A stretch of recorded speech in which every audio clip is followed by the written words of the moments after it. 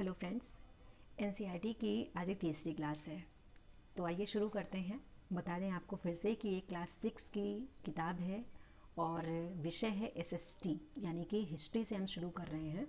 और ये तीसरा चैप्टर है और इस चैप्टर का नाम है क्या बताती हैं हमें किताबें और खबरें। तो आइए शुरू करते हैं।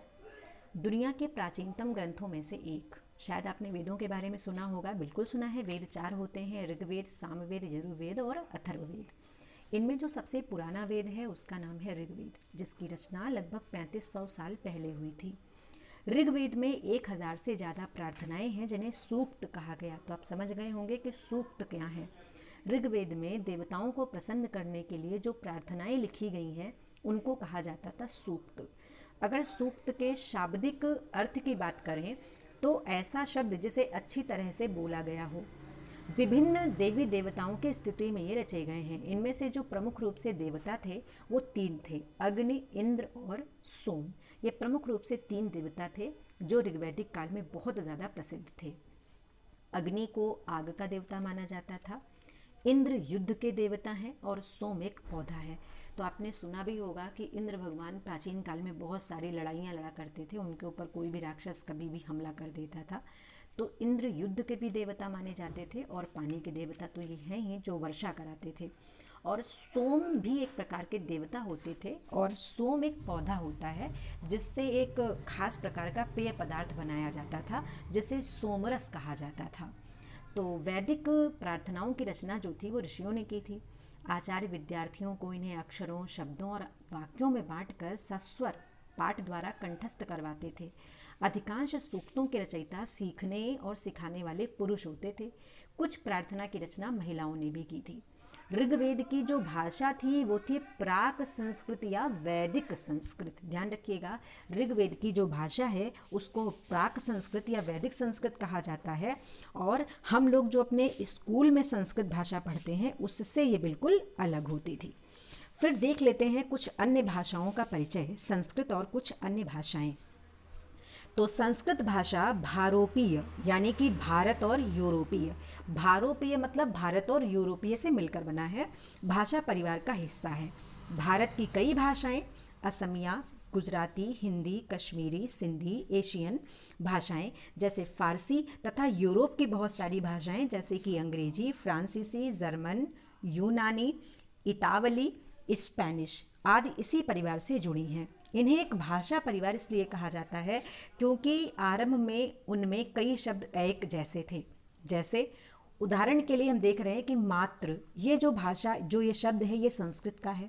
इसी को हिंदी में रूपांतरित करके कह दिया गया हिंदी में माँ, और इंग्लिश में इसी को रूपांतरित करके कह दिया जाता है मदर। तो आप देखिए तीनों सिमिलर लग रहे हैं। इसी वजह से जितनी भी ये भाषाएं हैं उनका जो परिवार माना जाता है वो माना जाता है भारोपीय।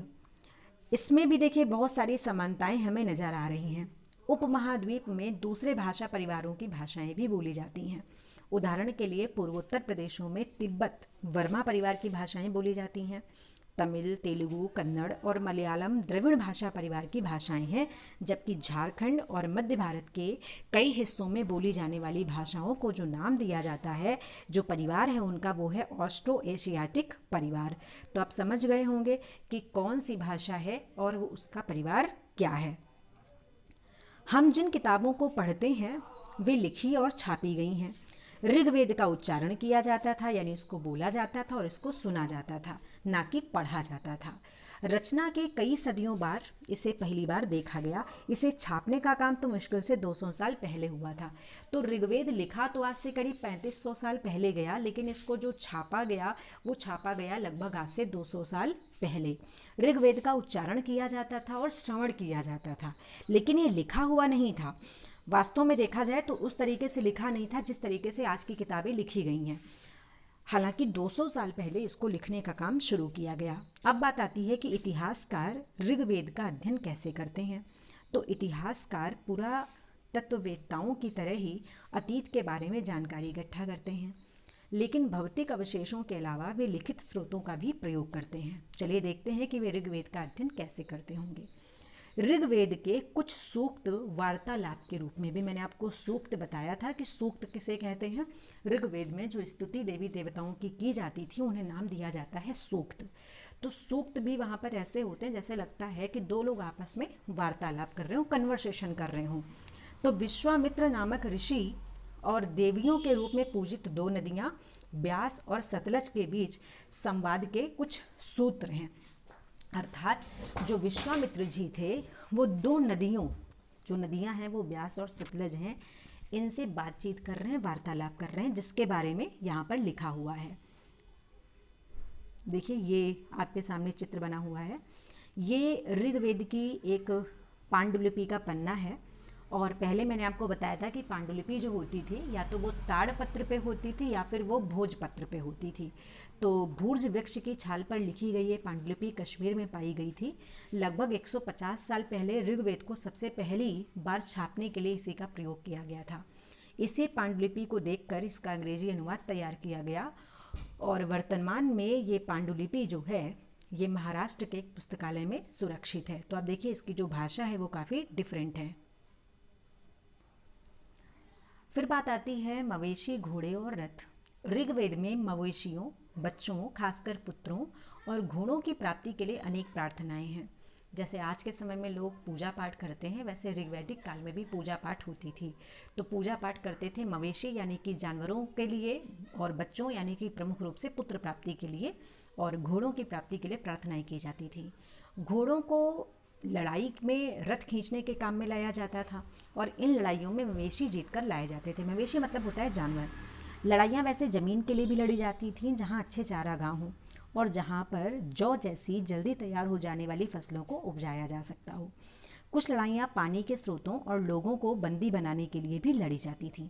तो प्रारंभिक काल में मनुष्य लड़ाई करता था, आज भी लड़ाई करता है, लेकिन आज के समय में और पहले के समय में जो लड़ाई करने का आधार होता था वो अलग अलग होता था।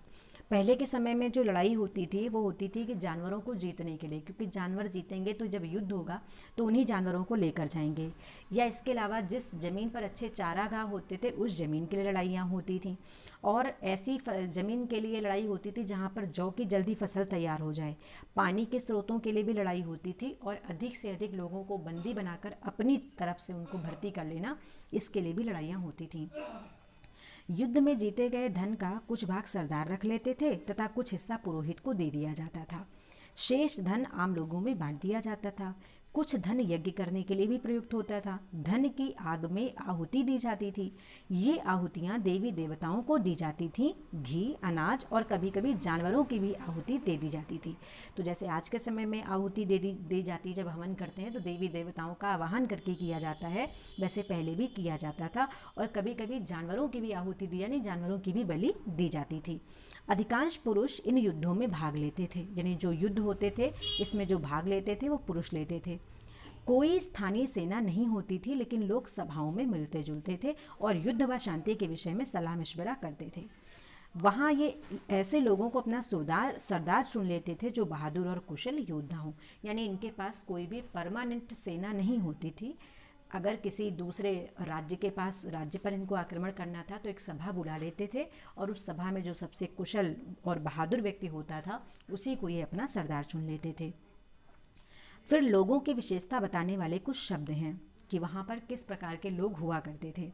लोगों का वर्गीकरण काम, भाषा, परिवार या समुदाय, निवास स्थान या सांस्कृतिक परंपरा के आधार पर किया जाता रहा है। जैसे आज के समय में होता है कि लोग जिस काम को करते हैं वो किस प्रकार की भाषा बोलते हैं, किस परिवार या समुदाय से वो संबंधित हैं, उनका निवास स्थान क्या है या उनकी सांस्कृतिक परंपरा क्या है, इसके आधार पर लोगों का वर्गीकरण किया जाता था। तो ऋग्वेद में लोगों की विशेषता बताने वाले कुछ शब्द दिए हैं। जैसे देखिएगा, ऐसे दो समूह हैं जिनका वर्गीकरण काम के आधार पर किया जाता था, यानी जो जैसा काम करता था उसके आधार पर उसका वर्गीकरण था। पुरोहित, जिन्हें कभी कभी ब्राह्मण कहा जाता था, यानी पुरोहित कौन है? जो ब्राह्मण होते थे, ज़्यादातर जो पुरोहित होते थे इन्हीं को ब्राह्मण कहते थे। और जो ब्राह्मण होते थे इनका जो काम होता था प्रमुख रूप से वो होता था यज्ञ कराना या जो बाकी के धार्मिक अनुष्ठान होते थे। और दूसरे नंबर पर होता था राजा। तो एक हो गया पुरोहित और दूसरा हो गया राजा। लेकिन ये वैसे राजा नहीं होते थे जैसे हम लोग आज के समय में राजा के रूप में जानते हैं।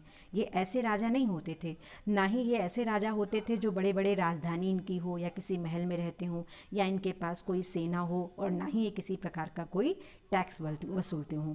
प्रायः राजा की मृत्यु के बाद उसका बेटा अपने आप ही शासक नहीं बन पाता था। तो ये ध्यान रखेंगे कि जैसे हम लोग अभी जानते हैं कि जितने भी राजा होते हैं उस राजा की मृत्यु के बाद उसका बेटा ही अगला राजा बन जाता है। नहीं, ऐसा नहीं होता था। और ये वैसे राजा नहीं होते थे कि इनका बड़ा सा महल हो और उस महल में ये रहते हो, इस प्रकार के राजा नहीं होते थे ये। यहाँ पर राजा का बेटा राजा नहीं बनता था। जनता या पूरे समुदाय के लिए दो शब्दों का इस्तेमाल होता था। एक था जन, जिसका प्रयोग हिंदी व अन्य भाषाओं में आज भी होता है। दूसरा था विश, जिससे वैश्य शब्द निकलता है। अब इसके बारे में डिटेल में हम लोग जो अगला चैप्टर उसके बारे में देखेंगे। ऋग्वेद में विश और जन के नाम मिलते हैं, इसलिए हमें पुरुजन या विश, भरतजन या विश, यदुजन या विश जैसे कई उल्लेख मिलेंगे। जिन लोगों ने इन प्रार्थनाओं की रचना की वे कभी कभी खुद को आर्य कहते थे। जिन्होंने सूक्त की रचना की वो लोग अपने आप को कभी कभी आर्य कहते थे तथा अपने विरोधियों को दास या फिर दस्यु कहते थे।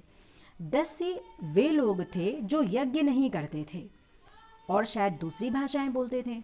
बाद के समय में दास शब्द हो गया जिसको स्त्रीलिंग में दासी कहा गया, जिसका अर्थ हो जाता था गुलाम। दास वे स्त्री और पुरुष होते थे जिन्हें युद्ध में बंदी बनाया जाता था। उन्हें उनके मालिक की जायदाद माना जाता था। जो भी काम मालिक चाहते थे उन्हें वो सब करना पड़ता था। जिस युग में उपमहाद्वीप के उत्तर पश्चिम में ऋग्वेद की रचना हो रही थी उसी समय दूसरी जगह पर अलग तरह का विकास हो रहा था। जिस तरह एक तरफ इनकी सबकी रचना हो रही है, वेदों की रचना हो रही है, उसके दूसरे तरफ एक अलग तरह का विकास हो रहा है।